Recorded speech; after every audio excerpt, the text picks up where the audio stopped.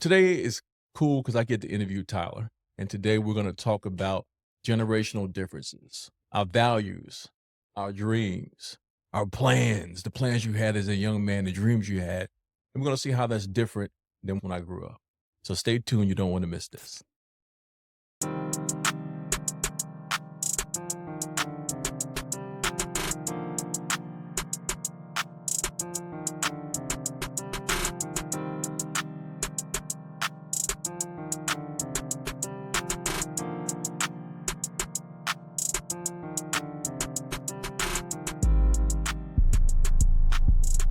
So this is great, man. So we get to talk about some of the challenges and I get to learn a little more about you. Probably will learn something new. I'm sure there'll be some stuff you've not told me. Absolutely. So I'm going to learn with them.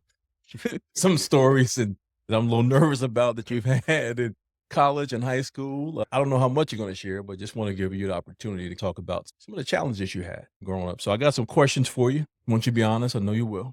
But I'll be as honest as I can be. Hopefully, I don't have to plead the fifth. It's possible. Listen, I know your history, Ms. No, I won't put y'all like that. So I know you have a story. You are now 27. Can I say your age? Yeah, Okay. I'm 28 though. Okay. So I learned something new. He's 28. No, I knew that. But so, as I get older, remember keeping up with the age is a little different too. You are 28 now. 28. Wow. Okay. He's 28. Closer to 30. Closer to 30, man. So this is good. So you're closer to 30, graduated from high school, went to college, served in the military. You've had a real busy life. hmm And now you are married Married. in a Got few a little months. one on the way. Got a new one on the way, the first child. So that's exciting. Why don't you talk about some of the challenges you had growing up as a young man? I know from high school to now, I know there's been some ups and some downs. I Mhm. know you're in a different time than when I grew up. You're looked at differently, young man. So let's talk about some of the challenges you had growing up. We can go all the way back. I don't want to rewind all the way to elementary school, but No, please don't. to give everybody a brief synopsis, growing up in the Brown household, my father is a pastor. So I was known in school as a PK because there were other kids that went to my school that went to the church as well. Going to school, they would always address me as PK. Oh, you're Tyler Brown. Your dad's a pastor, this, that, and the third.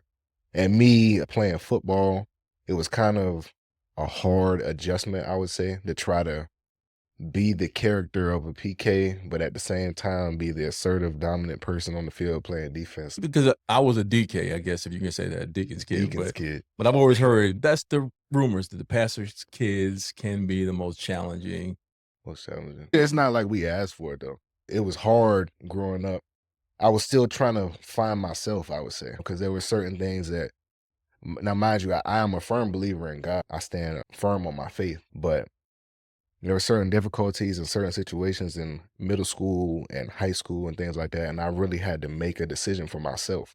Like, who was I going to be? Was I going to be the PK Tyler Brown, or was I going to be Tyler Brown who's just still trying to figure himself out? A lot of adversities came, a lot of faces came and went, relationships up and down, but Let me ask you this. Did you feel that maybe you had to prove that you weren't some stereotype? What were people saying about you being a PK? What were you trying to outlive something, trying to present yourself differently than what other people thought? What does it mean being a PK kid? at first I was really trying to decide. I was trying to figure that out for myself. I really didn't know how to portray myself because one part of me wanted to be the popular guy, always on the scene, going to the parties, popular in school. And then another part of me wanted to really be in touch with my faith because I honestly I believe that part of me is cool. It's cooler to be in tune with what you have going on in spirit rather than trying to appease to everybody else in your situation. Peers, friends, colleagues, the people that you were trying to be friends with in high school, like they still cool people and stuff like that, but that didn't change me. I don't think it affected the way that I came out as a man. Of course, there are certain situations and life tests you itself. The simplest way I can put it is either you can let life test you or you can be the test dummy and go out here and grab life by the horns and be the person Crashing that's, and everything. yeah. But there are a couple of things that I crashed into. I'm not gonna lie. I made a lot of mistakes. But I Sorry, I think just got a visual of that, just to test on me. just So, crashing yeah. and everything, wrecking all over the place. But nah, man, there were a couple of times where I did crash and fall flat, but having a strong mentality and knowing that there is a bounce back. Well, let me ask you this about having crashes. Mm, As a parent, we try to make sure that we can avoid as many crashes for our kids, but we know it's not possible. yeah, You will have your ups, your downs, your challenges. We had them, but I think for me, some of those crashes are good because you learn from the crash. yeah. You learn, okay, let me slow down. Let me not take that. There is a huge pitfall in that exit. I'll go to the next one. So you learn from them. And although we try and avoid crashes, I think that some of it is necessary. People say, get rid of all your haters. No, I say keep a few. Jesus had one, Yeah. took him to the cross, but saved our lives. So I think you need some adversity to help make you strong. But you were telling us your story, man. No, adversities do make people stronger. It's already hard enough itself being a black man in the United States. So you growing up, I'm already a black man. I got locks. I got tattoos. I'm 6 feet. When I walk into the room, people are probably thinking, this guy like either a thug or he's some street guy. But then when I walk into the room and I carry myself with etiquette, I know how to speak. I'm not coming pants sagging. I'm being loud and obnoxious. But it paints a different image. Just like today, me and my wife went to the car dealership. We were looking at cars and stuff. Before we left the house, I was getting ready to put on a button up. I'm like, Key, should I put this one on or should I put on a t-shirt? She's like, don't put on a button up. I'm like, why? Like, you don't understand. Like, when you walk into the room, especially a place like a car dealership, anywhere where you're about to buy something financing, those car salesmen, they look at you differently when you walk in and you got on sweats and just a white t-shirt and whatnot. They like, oh yeah, this guy, he probably got a 600 credit score. Not saying, no offense to anybody that, what I'm saying, got a 600 credit score, but it's a different type of view that you get from people. And like I said, it's hard enough as it is. I'm not trying to make it any harder. I don't mind throwing on a little button up just to make it look good or make the situation look good or whatever it is. I think you should dress for a certain occasion. Yeah. Like when you're going to do business, you should look like you're doing business. Absolutely. There's nothing wrong with wearing t-shirts and jeans and a cap because people do business like that. So that's different than what it was back in my time. And when you went places, you got dressed up. When you went to church, that was the one day a week. You throw on your best, man. You throw on your tie, your suit, and Yeah. I mean it's different nowadays. You can go to church and a t-shirt, cap back is just. I think that's one of the cooler things about this generation, though, especially it being the church aspect. Because like the Bible says, come as you are. When you come into a church, when I was growing up, I think we can share this a little bit, like as far as generational wise, similarities. Like when I was going to church, a lot of people were wearing suits and a lot of women were wearing dress with the hats and make it look all fancy and stuff. But nowadays when you go into church, people just have t-shirts on and jeans. And it's not like I'm looking at them like they're anything less. I look at them as a person who's really hungry for the word, somebody who wants to hear and wants to see what's going on. Listen, I'm thankful because I'm not a tie guy. So those chokers, man, back, especially if I was preaching and I had to wear the tie and everybody, when it's in your throat, it's like somebody got a vice grip. I used to be the armor bearer, trust me. Look. So now I'm thankful you can just throw on a shirt, blazer, and it's cool. And that's a big difference. And it's accepted now where years ago, oh, absolutely not. Yeah. You had to wear the finest. But I think you said something important. I think that was something that deterred people from coming to church because you felt like you had to be up to par. It became more of, in some sense, maybe a fashion show versus you really coming in to develop enjoy a connection. That's what people come to church for. They're there to develop a true connection with God. And I feel like also it was like a lasso on my generation. Like they just pulled more people that are my age in. So I definitely respect that. I ain't nothing against people wearing jeans and stuff. Come as you are, man. As long as you're there, that's cool to me. I'm with you. Come with your cap backwards, forwards, whatever it is. Just come with it sideways, brother. Maybe not sideways. No, just yeah. I think that's good. And like you said, that's something that's attractive to young people your age. Yeah. Because I think a man should have a suit or a few suits. I think you need some standards, black, blue, a gray suit. You need a shirt, white shirt, blue shirt. I think there's certain things you need because if you're going to interview, yes, you need that. If you're doing business, you absolutely should be able to dress up and do business because in certain settings, you have to look the part. So that might not be a qualification for church, but definitely for business. So yeah, that is definitely a difference. And some places I go, wow, man, back in the day, Would have never flown. never, you may have gotten walked out the back door, but you wouldn't have came up in there with no t-shirt and jeans and holes in it. No, sir. Yeah. No, I absolutely. think it's cool that this generation though is being welcoming. Like you said, it would raise a couple eyebrows back in the day when people came in like that. But now when you go to modern day churches and whatnot, even the pastors Yeah. aren't really dressing up Yeah. wearing suits and ties. And we're thankful Yeah, that that word, man. Just absolutely. listen, brother. You can breathe a little bit under that Man, anointment, listen, right? you under that robe and jacket sweating like you in a sauna, man. So just being able to take it down, it absolutely. Yeah, man. I know growing up for you from high school through college, through the military, I know there's been some challenges for you and just want to talk a little bit about what are some of the things you faced coming up through the military, coming up through high school, or that transition from high school? Because you went right from high school to the military. No, I went from high school to college, All right, then get me to the right. So we military. went to college and then military. Yeah. That's right. Yeah, because you went to your, I won't say what year, and told me, Dad, I'm going to the military. And I was like, brother, hold on a second. Now we made some investments, man. What you mean you going to, you stopping what we've already? Yeah, I want to serve. I'm gonna go to the military. I wish I would have done it. It would have saved me some money a little bit I wish on you had those done it for your loans. freshman year. Would have saved me Yeah. some money. And one thing though, I'm glad I did ROTC when I Mhm, was in high school. I did it while I was going to A&T for my freshman year. mhm. I ended up dropping the program though, man, because it was a lot. They were waking me up at 3:50 in the morning to go run. I'm running around the campus Did I still singing. pay for this program when you drop it? I don't even think I'm gonna check my my I'm gonna check the dad. record. He probably did, but Yeah, you may owe me some money. ROTC definitely helped shape where I was headed as far as trajectory wise with my career. As first, I was headed to the Air Force because that's what Kings Fork and then A&T had. They had Air Force ROTC. So I was in those programs. Didn't really like I can't say the structure of things. I'm gonna get back to that whole structure thing with the military, but I didn't really like the structure of how things were going. There was nothing really wrong with the people. Just for me, waking up in the morning, chanting at 4:00 a.m., having to be to bed at a certain time when I had studies and stuff to do. It was hard to manage that. So I ended up dropping out of the ROTC program, but I still had the military in the back of my mind.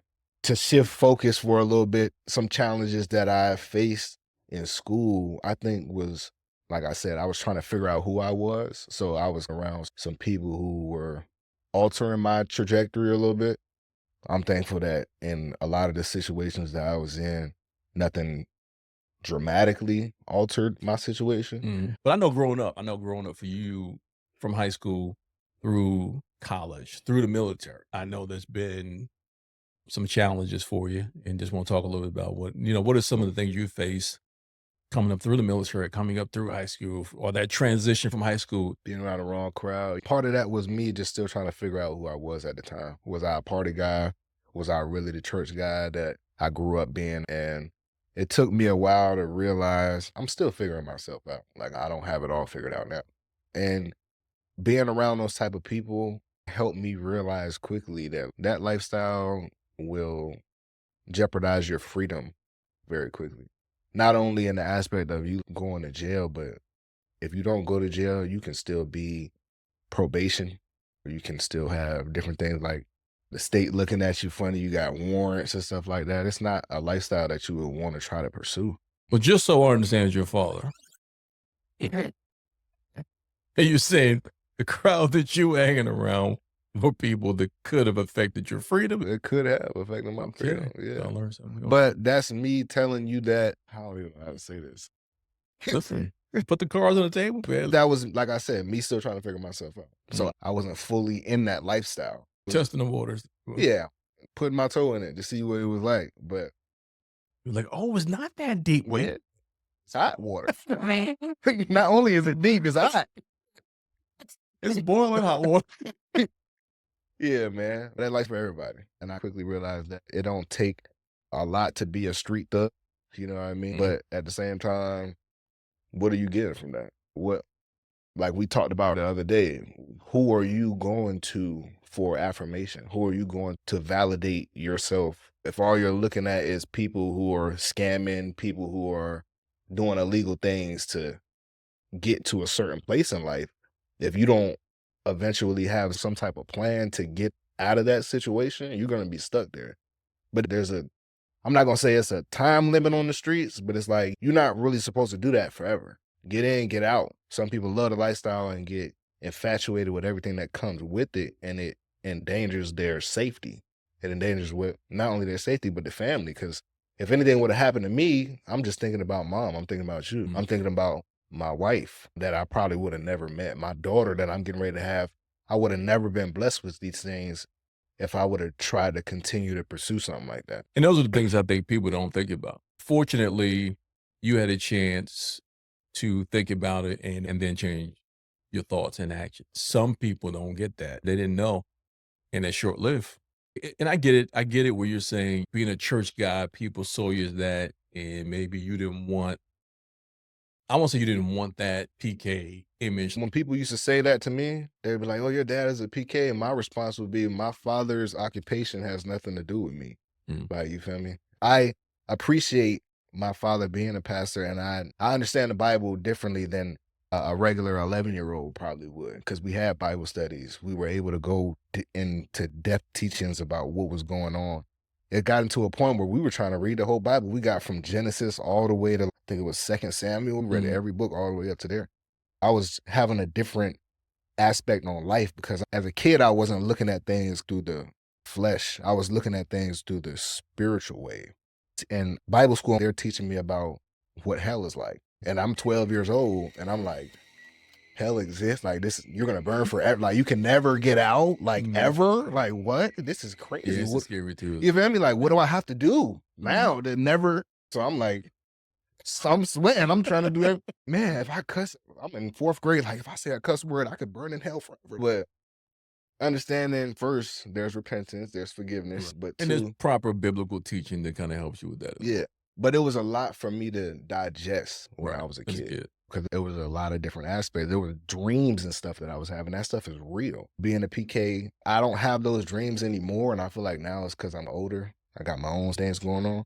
But when I was young, some of the things that I was seeing in my dreams, I did not understand. And I still remember those dreams vividly. I feel like maybe it was an attack on the enemy. Maybe someone was trying to open my eyes, or I don't know what the case was, but I won't seeing normal things. And I guess as a pastor, minister, I can say for me, I didn't always think about that. Like, what effect does that have on your sister and brother?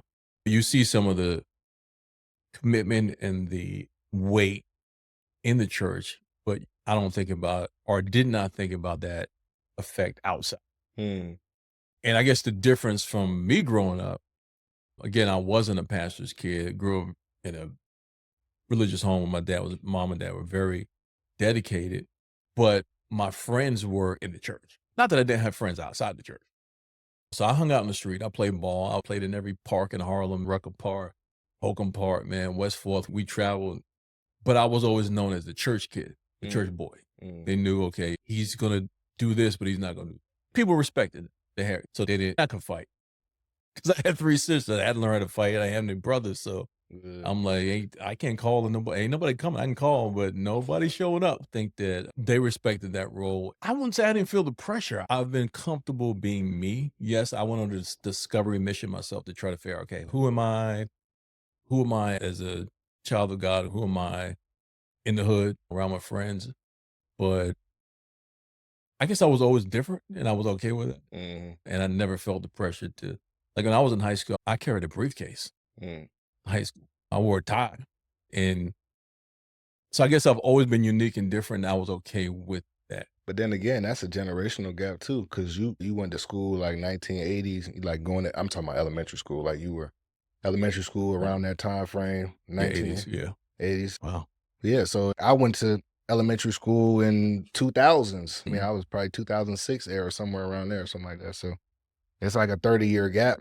We talk about if I were to be a kid in 2006 going to wear a tie and a briefcase, somebody would probably think I had some type of mental problem. Like it would be a different than a kid that went to school in 1980, because this is no shade against you because you're a little closer I to feel shit coming though. to the timeline that I'm about to mention. I just feel some pain. I feel But something like that's going on. like in the 1940s, like in the movie Sinners that just came out with Michael B. Jordan and everything, seen wearing like a suit, like even if they don't have a blazer on all the time. that's not too far away. Like I said, no shade from the time that you were Wait a coming minute. up. What year is that movie? 1943, I Is think something like that's pretty far from the 30 time years. I guess that is a long time, man. Right. But Yeah. I it's get what you're saying. The closer. style Yeah. was the Like think about it like this. Okay. The 70s, what were people wearing? Bottoms. bell bottoms but what I will say, I was different. Like kids didn't wear unless you went to a school where you had a uniform, they dressed that way. That was just me because I was different. And I like dressing. I still like dress. I would go to school and put on a tie just because I wanted it. Yeah. And that would I mean, the teachers complimented me. I don't know if people thought I was weird. I think they used to call me Wall Street. Some Wall Street, but I was cool with that because Yeah. it made me stand out. Yeah. I like wearing the tie. I would come to church. I didn't wear it every day to school. Certain days I would just wear different things just to take my briefcase one day, take my book bag the other. But like you said, today that probably would be different. Yeah. You Because know? think about You it. might in my get beat up time- if you try that. No, I wouldn't say beat up. I would say like when I was growing up, like I said in 2006, right? That was like the time when Lean With It, Rock With It was out. You know what I'm saying? Soldier Mhm. Boy was how everybody's wearing big t-shirts and Bape and you know what I'm Mhm. saying? So if you came to school wearing a suit, it's either you come to sell something or you coming to teach. I was there to learn something, so I would have been Oh, you the substitute? I would have been a little bit of an outcast. It wouldn't have been, but full-fledged on that. So here's my next question for you. We talked a little bit about you coming up, high school, military, a little bit challenges. We talked more about college, so we didn't get to the military, more about some of the challenges you had in North Carolina A&T, that 1-year party you were on for a freshman year that cost us a lot of money, that 1 year. Not you calling it a 1-year party. 1-year is party, crazy. man. Listen, you partied for 1 year. We said, no, brother. Come on back, man. I did not party for a year We had to throw straight. that hook. Come on back in, Maybe man. 9 months, but it wasn't a year Maybe straight. 10 months, 10 and a half. I said, no, this ain't working, man. Yeah, we got to do something different. We got to switch this up. But so I'm sure that we know some of the challenges you had in North Carolina, but also at VSU. So being in the school, playing football on the team, so a team athlete, and then you came to us and said, you know what, Dad? I don't want to finish right now. I want to go in the military. I think you were a junior. I was a junior, yeah. Junior, and I said, Yeah. hey, bro, you 1 year from graduating. But you were like, I want to do it now. And I was like, It was- okay. Yeah, there was a couple of factors too. There was a couple. We're gonna get into that. I guess, I gotta go full-fledged on that. But yeah, there was a couple of factors why I didn't want to continue school. Like, I was on the football team. I was a walk-on, so I'm gonna go into that first. I was a walk-on at VSU. Didn't really get much play time as far as playing in games to clear the air. I was more so like practice player. I'm not even gonna lie to you. I do have a ring though, so do not try to throw shade because I have a championship ring. We went 10-0. I ain't playing the game, but at least I'm man enough to tell you straight out. I ain't gonna lie about it. But yeah, played on the football team. Like I said, the crowd that I was around, I feel like kind of held me back a little bit because if I would have been full-fledged, like student athlete, I'm talking about going to practices, working out outside of workout times like other players were doing, really studying, getting to know my coaches more, I feel like the relationship would have mended better. I wasn't far down the depth chart though. Don't get me wrong. I wasn't like, you know what I mean?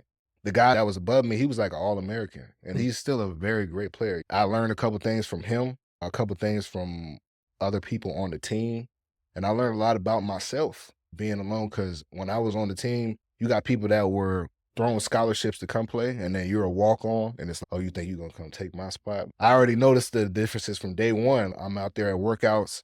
I remember the day we went to go get our helmets. Everybody was getting the Revo Speeds and whatnot. I got the old Shut helmet, like I'm like, okay, I see what's going on. You got to earn your stripes. Right. But that's how life goes. Nobody's going to walk up and hand you anything ever in life. And that's one lesson that I've learned for a fact. You got to earn it. If nobody's going to give it to you, you got to go take it. You know what I mean? And I'm going to be the person, I'm going to go take it. I'm not going to let anything just fly past me, especially if I want it, I'm going to go get it. So I wanted to go play on that football team, walked on, played that all while being in school. I had a little job at the multi-purpose center there at VSU, working concessions. Me and my boy Stacy were holding that thing down, man. Shout out to my boy Bino, man. But yeah, We were doing that. That was pretty fun. While I was playing, I think one of the hardest situations for me though, while I was playing on the football team, I had to tell my defensive coordinator the reason for why I couldn't finish school. VSU football wasn't really offering me scholarship to Mm. play, you know what I mean? So at that point, it was if you're gonna continue to play, you're gonna have to do the FAFSA thing again for this year and figure out a way for you to stay on campus. I'm about to get ready to enter my senior year. Like I transferred from A&T at the time. This was my second college. Now I'm on my fourth, but I'm getting ready to finish. But As long as you finish, man. yeah, so I ended up telling my coach that I couldn't finish playing football. And he just straight up asked me why. You've stayed with us for a whole season. You've shown us what you're capable of, your work ethic and everything. It's not that we dislike you. It's just honestly, there's a player that's better than you. The guy's been here longer. He's more senior than you. He's more vocal. There was things I was learning from him. You know what I'm saying? He was an All-American, He right? was All-American Yeah. linebacker. So I give him his props. I'm sitting there trying to learn what I can. And I told him straight up, coach, a lot of now that I'm in college and I'm by myself, I'm able to see what the world is like. And the degree path that I chose, I don't really see my world aligning with what I'm trying to do as far as my studies. Mm. At the time, I was doing criminal justice, and I told you I was doing stuff to interfere with my freedom. So those two paths don't align. I couldn't Mhm. see myself being in a field like that. And yeah, I'm not gonna say I gave up on college, but I needed time to rethink. Let me ask you this: what do you think? And this could be my understanding or misunderstanding. I know you wanted to serve in the military. Do you think that the shift from college to the military was you still trying to, I won't say find yourself, but define your identity, like to figure out, okay, what do I really see? The shift from me going to college to the military was me trying to build a foundation for myself because the last thing that I wanted to do was to leave Petersburg at VSU, come back here to Suffolk without a plan. You told me once I went there to college, you told me you 18, you in school, you here to do your studies. So do your studies and don't expect to come back to my house. And I Mm. remember that conversation. I was taking in literal effect of what you said. I'm not trying to make this a habit of where I'm leaving your home, experiencing life for what it is, and then having to come back in a shell to recuperate because my plan didn't work. You know what I mean? So I had to figure out how to build a foundation for myself and for anybody that wants to be attached to me in my life going future. I'm laughing because you took me back to a conversation I had with your grandfather before I went to school. And he said to me, I suggest you study real hard. And I was like, why? He said, because you ain't coming back to my house when you graduate. I was like, what? He said, you think you're going to be somewhere for 4 years on your own, doing what you want to do, and going to come back to my house? And Yeah. we go back and forth about who's the man. He said, Yeah. he said, I'm going to tell you real quick who the man is. Yeah. The man has paid the bills. So I suggest you study real hard because you ain't coming back here. And I knew your grandfather, when he said something, He meant it. oh, there was no discussion. And you and my grandfather are very much alike.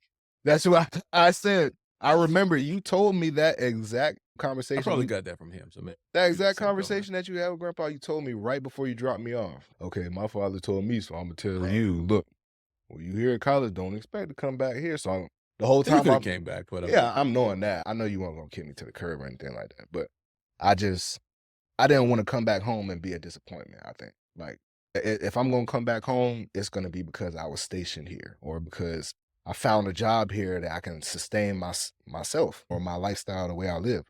let me say this here. I don't think you'd ever been a disappointment. What would have been disappointing was if you ever stopped trying to develop yourself, get better, develop a plan, and develop a vision for your life. Right.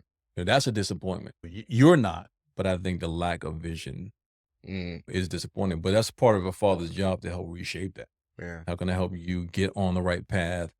Because every father sees a future for his son and for his children, his daughter. You see that future. I see gifts in you that you might not see, but I see it. Mm, Like a coach does. A coach will look and go, oh, this kid has this talent. Or that kid is better at this. This athlete is better at that. They see certain things in certain players, and that's why they get to play. So right. a father, if he's really focused on his children, you see the abilities and gifts in you. The one thing I've always said about you is that nobody's ever taken your lunch. I told you as a kid, I said, there's a drive and desire in you Basically, if you put somebody on the treadmill and you're on it, they're getting off before you. Yeah. And that just comes from just sheer will, a strong work ethic. Like when you get focused and determined, I'm going to do something, nothing's going to stop you from doing that, whether it's good or bad. Once Tyler gets focused, you have to really be in a position or place to get you to stop. So that meant sometimes you were that crash dummy. You had to go crash, and Run through. and I had to let you do it. As painful as it was as the father, I had to say, you know what? I gotta let him take the hit. I want him to take the hit, but he gonna learn from the hit. Yeah. And that scar you get will teach you. I've always said this to you. Life is a professor. You choose the classes. So you get to choose whatever class you want to be in, but life will always teach and never stop. So some of those lessons you learn by just blindly running smack into a wall. But it's kind of like when you hit the wall and go, oh my goodness, that's a wall. You wake up and go, okay, let me rethink this thing. Okay. I got another question for you, man. Let's see. What do you think are some of the major issues? So guys your age, 27 years old, what do you think are some of the major issues that young men your age are facing? Give me the top three major. One, off the bat, I think there's misguidance in who we should try to be mirroring ourselves after. I already know that they say that you shouldn't try to mimic or make yourself like anybody else, but I feel like a lot of people in my generation lack either a father or like a big brother, somebody they can look up to. So they'll idolize somebody in the music industry, or they'll Mm. idolize a sports figure, or they'll idolize maybe somebody that's closer to them in their personal life. And it may not be the right idol, it may not be the person that you want to create an image of yourself after. So one, just lack of, I can't even say a fatherly figure, but just a manly figure, Mm. somebody that you should want to drive and be. So like you were trying to figure it out, you saying there are other young men that are trying to figure it out now. And some of the images that the culture's putting out. There are people who design these algorithms that these young people are on, like Instagram, TikTok, and stuff like that will basically show you things based on what you interact with. If you click on a video and a person's talking about, for example, trading, you scroll 5 videos down, another video of a person trading might be up there. If you click on a video of somebody fighting in school, you scroll down 2, 3 videos, you're gonna start seeing more of those fighting Yeah, videos true. and stuff popping up. The way that they build these algorithms is scary. Like it's literally designed for the For You page. It's whatever you're interacting with the most. And that goes down to personality people because everybody's not interested in the same things. You got some people who are overly sexually active. You got some people who glorify gang hits and gang banging and stuff like that. You just got some people who glorify negativity. So it just depends on, I guess, who is your idol, who are you trying to mirror yourself after. But the way that whoever is in charge of the algorithm design in general is crazy. I think we need to label them as crazy.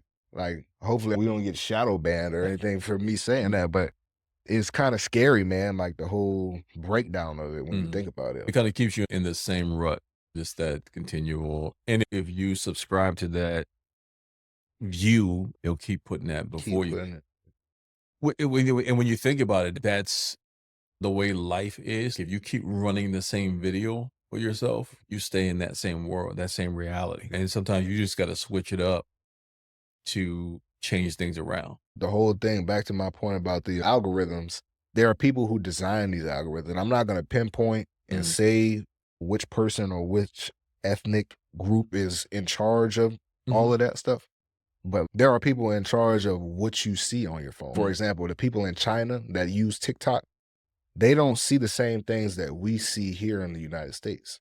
If you're on TikTok and you get up there, you can view rapping videos, things about celebrities, funny videos that's not really educating. If a person in China opens their TikTok up, they have a STEM page. I mean, I know they have the STEM page here in the United States too, but over there is like learning stuff. The other countries have more control over what people see. Here is a freedom. You can pretty much see anything you want, Yeah, unfortunately. And that's a difference because when I grew up, it wasn't like. that's another generation. And I think that is such a challenge for parents to deal with today because your kid has the world in the palm of their hands. World Wide Web. You can go on that phone and look up anything. Elementary school kids have cell phones. I don't think we let you get a cell phone till you were in high school. I got it taken away a lot. Yeah. And probably because you were on the World Wide Web when you were paying attention to the class. But see, that it's such a distraction. If you don't have maturity or restrictions on that phone, your child is exposed to stuff. Anything that's up there. Yeah. It's way too difficult for them to deal with at 12, 13, 14. Yeah. And then people have access to them, which is one of the challenges we're dealing with today. This is some good conversation. Thank you for joining us on this episode of the Good Father Podcast. I promise you, you don't want to miss part 2. Tyler shares an experience he had while he was in the Coast Guard that almost cost him his life. You don't want to miss it. We'll see you on part 2 next week. Thank you for joining us.